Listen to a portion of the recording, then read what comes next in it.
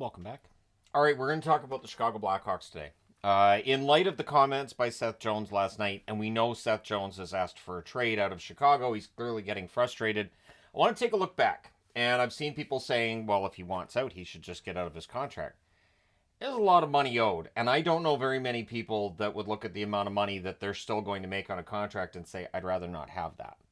So, at any rate, Seth Jones did sign that contract with Chicago, and it was a year before he was set to become a free agent. So they acquire him from Columbus because he's not going to sign an extension in Columbus, and he signs the extension with Chicago. So why? Why would Chicago do such a thing? Because they believed that they could pull themselves back into contention for the playoffs. Getting Taves back, and on July 27th of 2021, they added Marc-Andre Fleury for nothing. The player that was returned to Vegas, Vegas never played the player. In fact, they bought him out. They terminated his contract. So they got Marc-Andre Fleury, who had just won the Vezina Trophy, for nothing, just for taking that contract off of their hands. So Chicago feels like they did something here. They get Seth Jones from Columbus. They award him an 8-year, $76 million contract. So before he's played a game for Chicago, he has a really high cap hit for the following season, meaning that he was locked into a 9-year commitment with Chicago if you include that last year of the contract that he had when he came over from Columbus. It didn't work. And for most of us, we didn't think that Chicago was making the right move here. That yes, improving the goaltending was important, improving the blue line was important, but this was not a team that was close to the playoffs. And they went 28, 42, and 12 that season, so it didn't work. And they started the season 1-9-2 at that point. Jeremy Colleton was fired.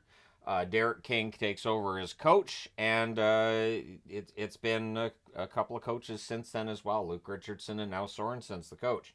And I think Sorensen's a good coach, but there's only so much that you can do with what Chicago has on their roster. Now, during the 2021-2022 season, it became obvious that Chicago had to do the rebuild, right? So March 18th of 2022, they trade Hagel to Tampa. They get back draft picks and all of that. But when Brandon Hagel went to Tampa, that's where you saw that signal that this team was going to be bad for a while, right? March 21st of 2022, Marc-Andre Fleury ends up being traded to the Minnesota Wild. So they got more back in trading Fleury out than what they paid to get Fleury, but it meant that this was all basically a disaster. And yeah, it was tough. And then July 7th of 2022, they go even a step further. And this is the whole tear everything down, which I still say is not a good plan. That tearing everything down just leads to a very, very long rebuild. Think of it as like your house. If you decide, well, we're going to renovate and do a little bit of painting here and there, as opposed to we're going to tear the house down and we're going to build one from the ground up. Which one of those is more difficult? And so they decided to trade Kirby Dach and Alex DeBrincat.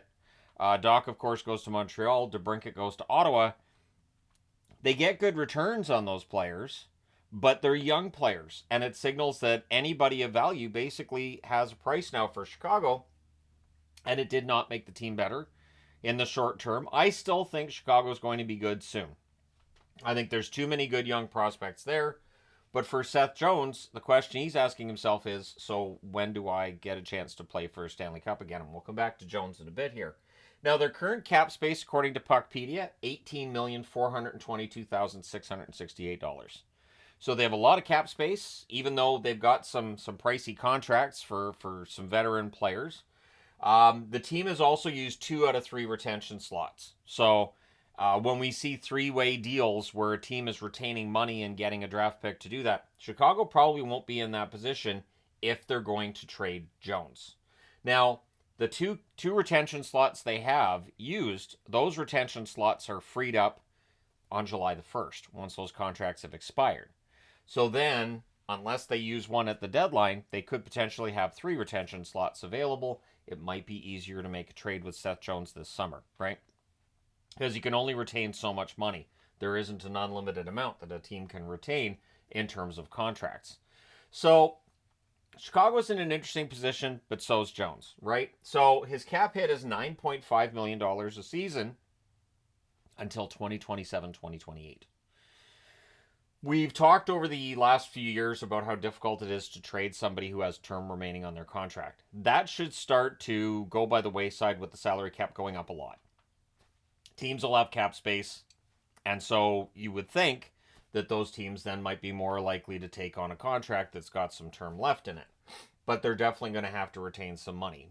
I can't see anybody taking the entire $9.5 million cap hit that comes along with Jones unless Chicago is throwing in a sweetener. Or Chicago is taking back a contract that the other team didn't want to pay either. So his first year in Chicago, 78 games, 5 goals, 46 assists, 51 points, and he played 26 minutes and 13 seconds per night. He has not played as much since then. 2022-2023, 72 games, 12 goals, 25 assists, 37 points. He played 24 minutes and 27 seconds per game, which is the lowest amount he's played in the season with Chicago. Last season, 67 games, 8 goals, 23 assists, 31 points. He played 25 minutes and 29 seconds per game. And this season, thus far, as I'm recording this, on Wednesday, February 26th, 41 games, 7 goals, 20 assists, 27 points. And he's played 24 minutes and 31 seconds per game. So that's the average for him.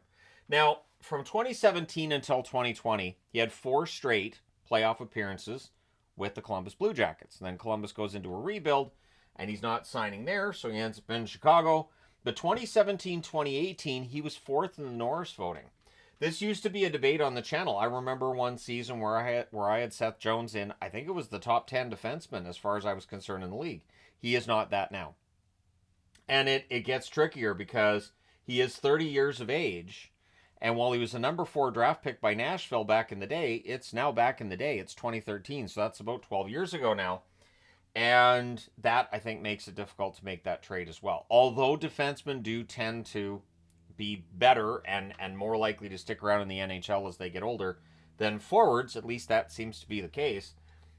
With Seth Jones, if you're concerned with a drop-off in play, it might cause you to step away from that contract as well.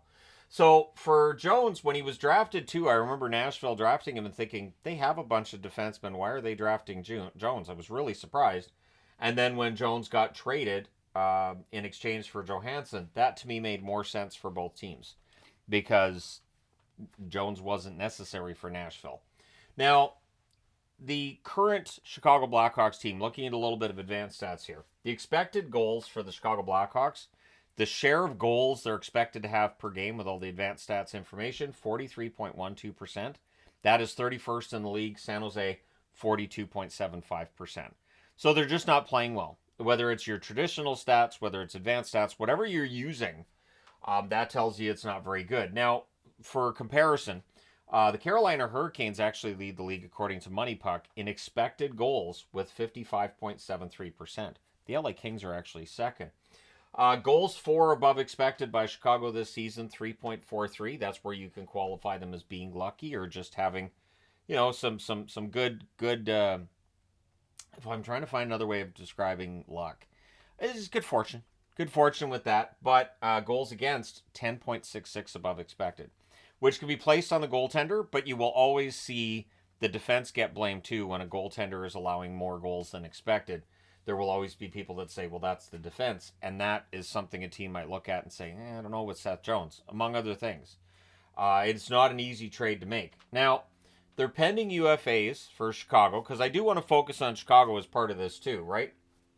Donato is probably going to get moved. 19 goals for him currently, I would think. Maroon, Smith, and Martinez.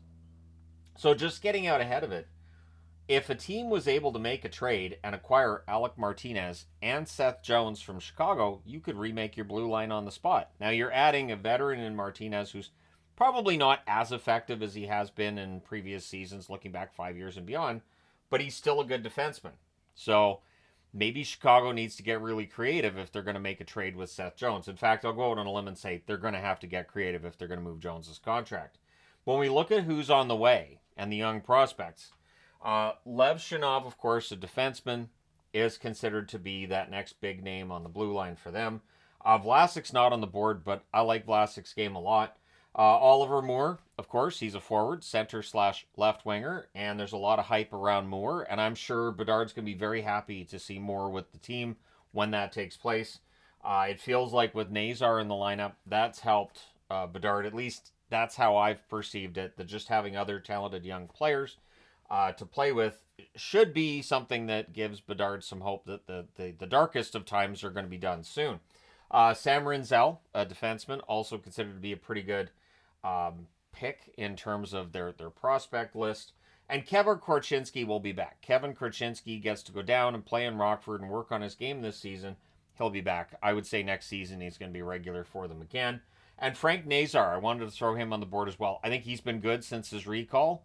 And Sorensen, the coach, he knows these young players from coaching them in Rockford. So I honestly think things are going to get better for Chicago as soon as next season. But I understand Seth Jones being frustrated and not wanting to stick around for another 4 or 5 years, waiting to see if things are going to get better. Because by that point, either his contract could be done when they're really, truly a contender, or he may just find himself diminishing at that point in terms of ice time. You never know what's going to happen, whether it's injury or just players slow down as they get older. Seth Jones is up against it, and I think he understands he's up against it.